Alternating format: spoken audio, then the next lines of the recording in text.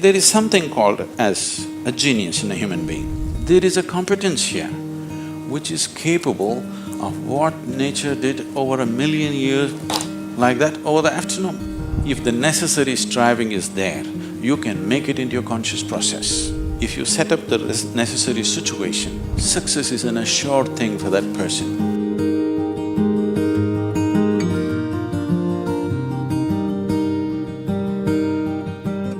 Small things or big things, it doesn't matter.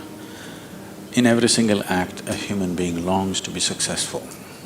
Life is an infinite number of doorways. If you are very diligent, you will open a few of them. If you're brilliant, you'll open many of them. But if you're truly vibrant, then they will open for you. The process of being successful becomes so complex for people that why they're working towards it is generally completely forgotten, and they will start evolving concepts of success, all kinds of concepts. What is being successful? I would like to… Can I tell you a joke? You're looking so serious.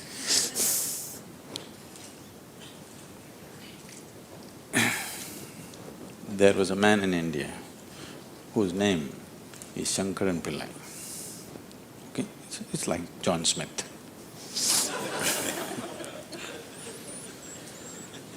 His son came to United States. Obviously, an Indian young man means he's a software engineer. He went to Texas, Houston and started working there. Then he fell in love with a white American woman. He struggled because back home, this love affair is a crime. He struggled and struggled, then one day told his mother, then the mother informed the father, and the father exploded. He went back home to convince him, didn't work, because in India, if you have to get married, they're tracing your family tree for 5,000 years. They're looking at the genetic purity of the person that you're marrying. So somebody from somewhere else, a white woman from America, how can you marry her? What do we know about her genetics? Where does she come from? What is her lineage? Da-da-da. So no way to convince, he came back. And of course, when he came back again, he fell in love and they went ahead. Then the father disowned. Shankaran Pillai just disowned his son, I have nothing to do with you. But years went by and they had a boy. And the boy's picture from the day he was born, it was on the Facebook, and the wife sticks it in his face, and the little baby, and it is growing up every day and all the things. Slowly, you have disowned the son, but the grandson is a different matter. Slowly, within a matter of 1-2 years, he completely fell in love with this little baby that he has not seen. Things happened and people started coming from America, those who were traveling. Oh, you must see your grandson. You not seen him? Oh, you must see him, this is the fruit of your life. Slowly it caught him. Then he decided he's not going to see his son's face. He'll come to America and only see the grandson's face. And of course he's not going to look at that white woman. Then he came to America and a 7-year-old boy, full of energy, they're living on a small ranch, he's all over the place doing all kinds of things. He completely got washed away by this little fellow. Then this little boy one day said, "Grandpa, come, I'll show you my archery skills." He took him to the barn inside and he went into the barn and there he saw 8 targets, all of them with the arrow in the bullseye.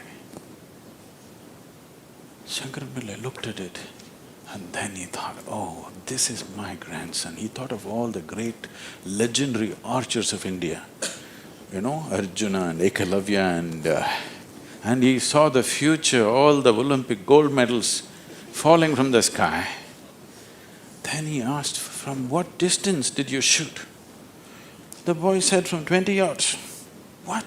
From 20 yards, 8 targets, you shot them dead on, bullseye? How do you do this?" Then the boy said, "Grandpa, I first shoot and then paint the target." So, these concepts about being successful can be very crippling. And I've continuously been with people, they've reached a certain point of success and their concepts of success are not fitting, their life is not fitting into their concept of success and it's breaking it and they think something is going wrong. It is not going wrong, they're just getting better, situations are pushing them on, but their concept is breaking up, so they're suffering their success. You will see any number of people going through these kind of things. When we talk about success, I'm sure all of you must be already having plans as to how to unfold this success in your life. Made your plans. Plan is good.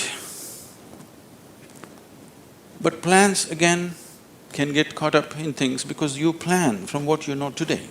Nobody can plan from something that you do not know. Your plan means it is an exaggeration of today as a tomorrow.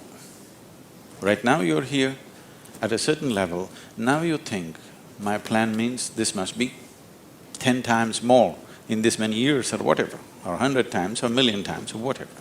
But plan is just essentially an exaggeration of what is today. Maybe there is a certain logic to it, maybe there is a certain understanding of the logistic attached to it, but essentially it's an exaggeration of today. That means in many ways it's ruled out whatever other possibilities which are not yet in your experience. In Pennsylvania, you heard of the Pennsylvania floods? Pennsylvania has floods, It once happened, a big flood came and water started rising in a small town and it rose up to the houses getting submerged. So 2 young boys got onto the roof of their house and they were sitting there. And then they saw a hat going up and down in front of the house. One of the boys asked, "What is that? Why is that hat going up and down?" So the other boy said, "Don't worry, it's my dad.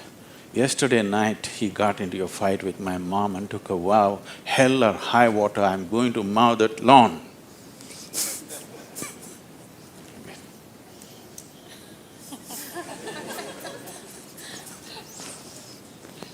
So, plans can be debilitating. It's good to have a plan, but it's more important that you have a purpose. If you have a purpose, plans will evolve, things will happen, plans will fall apart, new things will come up. Whatever has to happen will happen. If you hold on to a certain purpose, other things will just serve that purpose. But if you are very committed to a plan as such, then plan can become a blueprint for restriction. It is also a possibility. It's all right to hold a plan, but you must hold a plan at a certain distance. You shouldn't get identified with the plan. The process of success. See, essentially success is a desire in every human being. You can put some fire into it and make it your passion. But if it becomes a need within you, that you must be successful, otherwise you will suffer, then you are heading for a problem, a serious problem. Our passions can turn into poison if we start becoming resentful for the non-fulfillment of those passions.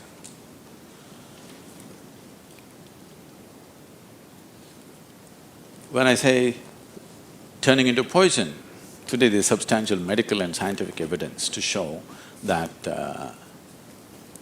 if you become resentful, when you resent something, when you're angry with something, when you're frustrated with something, we can medically today check, we can do a little bit of blood work and show you're actually putting poison into your system. These are poisons that you drink and you hope somebody else will die. Life does not work like that. If you drink poison, you die, and it's fair. It's very fair, isn't it? If you drink poison, you must die. I drink poison, I want him to die. It doesn't work like that. So these emotions always take away the fundamental ability. See, there is something called as a genius in a human being. Every human being has it, every human being touches it at some moment of life. But the question is, how often do you touch it? That's a question. You sparked once in your lifetime, that's not good enough. You must be sparking all the time, isn't it? What is genius? There are many ways to look at it. One simplest way to look at it is, when we say intelligence, we are always thinking logical thought. No, logical thought will be meaningless probably in another 25 years, because your computer may be able to explore all the permutations and combinations of logical thought much quicker and better than you can do. So touching the genius means there's another dimension of intelligence within you. What did you have for breakfast? Chicken and salad. See, he ate a chicken. Over the afternoon, this chicken has transformed itself into a human being. If you ask Charles Darwin, how long does it take for a chicken to become a human being, he would talk in terms of millions of years. Here he is. Over the afternoon, he transforms a chicken into a human being. So there is an intelligence here, there is a competence here, which is capable of what nature did over 1,000,000 years like that over the afternoon. Only thing is, this is an unconscious state of intelligence. Whatever is unconscious, if the necessary striving is there, you can make it into your conscious process. In your conscious process, if this intelligence, even a drop of this intelligence is available to you, suddenly life will spark like it's a magic. What everybody slogs for, you can just simply do it. Now when I say intelligence, always people will think this. If you say intelligence and ask them to show in sign language, they'll also always say this, isn't it? They'll not say this or this or this or this, but one cell in your body is doing more activity than your brain could ever do. One molecule of DNA is doing so many millions of functions in a minute that you can never ever figure it out. Yes or no? So in yoga, in the yogic systems, in the yogic sciences, we never look at anything as mind. There's no such thing as mind. There is a physical body and there is a mental body. So you learn to think through your body. You know, it's a short session, it's not an area that we should enter right now, but I have to tell you this. There are many things personally that I do at the same time. Now people come and tell me, just now I'm entering the session, somebody comes and tells me, Sadhguru, these building plans have to happen, because we do everything ourselves. Now by the time I get out, I'll have the building plan ready as I'm speaking here, because 12 to 14 channels actively keep going on in my head. It is not just in the head, you learn to think through your body. Learning to think through your body will never give you a headache, that's the best part of it. Now, all these responsibilities and 1,000 things happening at the same time, won't you get stressed? There is no such thing, because you use a deeper dimension of yourself and everybody is capable of this and everybody has it. You may not have the same level of intellect as somebody else has. That is always subject to person.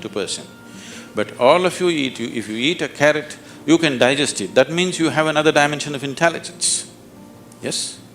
If you set up the necessary situation that everything that's there within the system is available for you, success is an assured thing for that person.